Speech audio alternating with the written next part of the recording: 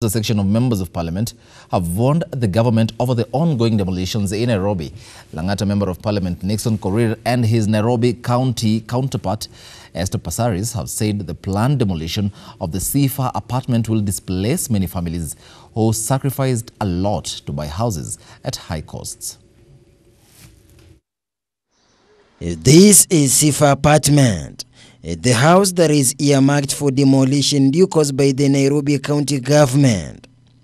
You may never understand the laws until you talk to Peter Otieno, the man who took a loan to buy a two-bedroom house at a cost of 6 million Kenyan shillings. People bought these units at different times and so different prices. At one point, the developer had given an offer of 3 million cash and you get a unit. That was off plan before the building is complete. And some people were able to do that. I wasn't able to do that. Why? Because we were still wondering whether would it be a good thing. The families that bought the houses here in millions are pondering day by day on what step after the expiry of the notice which was extended. How can somebody raise this whole building in a few? It's not something that happens in a month or in a week, that somebody would say that they did not know. This is something that took years to do.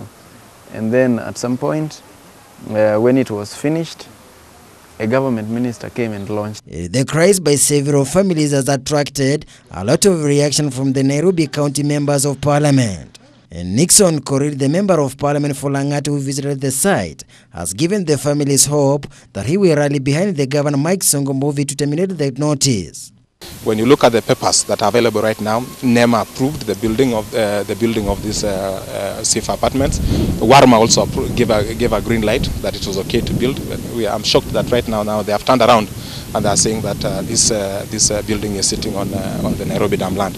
Esther Passaris, the Nairobi County Woman representative, also says it will be disheartening for the government to pull down such an apartment. Na sheria ya Kenya inasema kama umekaa pahali for over 12 years ni yako, imekuwa no man's land. Sasa usiniambie ulikuwa na master plan alafu waliingia hapo kivyao. Hata hizi manyumba tunavunja. Nataka kuambia serikali, ukienda kwa sheria yoyote, hata hii ya Kenya au wende East African courts au wende courts yoyote, watapewa compensation. NEMA and the Water Resource Authority in a notice dated September 12 to the Edelman property, the developer says the building is on Nairobi Dam's Repair and Reserve. But according to the report, the building is 106 meters from the nearest river and at least 31 meters from the highest watermark of the Nairobi Dam. Na kama amekupatia approval ya kuweka nyumba, unakuja aje unavunja, unasema utaenda kumtafuta ule ambao ali-approve. Sisi deal yetu, contract yetu ni ya serikali. Serikali ndio imetupatia approval. Tutakuwa aje? Kila kitu tunajenga tunagojea ikuje kuvunjwa. Kama kulikuwa na corruption, ni serikali ndio ilikosa kuhakikisha kwa hakuna corruption. Huyo muhindi atakuja apewe compensation yake. And in fact, as we are talking right now, if that thing was not done properly, in fact those people who signed those letters should be in jail right now. We shouldn't. NEMA has given the owners of the property, which was constructed between 2011 and 2014, until mid next month to bring it down. A Seeafar apartment accommodates about 288 occupants, a building commissioned by the then housing minister Soita Shitanda. Kitu ambao tumeka hii law ya riparian, ninasema pale ambao tunaona kuna pahali watu wanafanya kazi, watu wanafaidika, hata si mabarabara zinapita juu ya mto. Sio ni riparian. Tuanze kuvunja mabarabara basi. Tutaenda wapi? Tuache upuzi. Hii riparian land ni yetu. Kwanza hata kabla mjazungumza habari ya riparian, safisheni Nairobi Dam. Kwa sababu kuna vitendo vibaya zinafanywa hapo Nairobi Dam. Watu wanauliwa wanatupwa hapo ndani.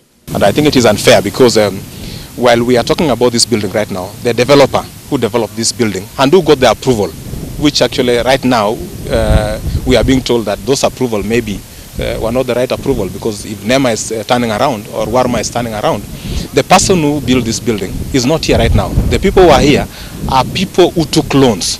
They took loans and they took their savings to buy this building. And now they are being told to vacate, it is going to be demolished. It is very unfair. And I think currently a 2-bedroom unit cost 6 million Kenyan shillings, while a 3-bedroom house cost 8 million Kenyan shillings. I was staying in Hiras. I was staying in a block up there called G3. And it was on that particular day after the government minister came and launched it that we said, well, this could be something good. Why not try it? Seeafar apartment residents are apprehensive that they will suffer the same fate as people who bought the property near the Jomo Kenyatta International Airport that was destroyed by the government agencies in 2011.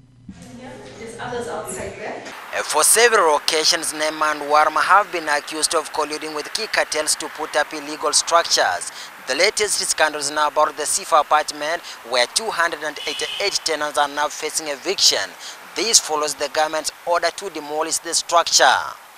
Reporting for Ebro TV from Nema offices, Nairobi, I'm Jeff Khaemba.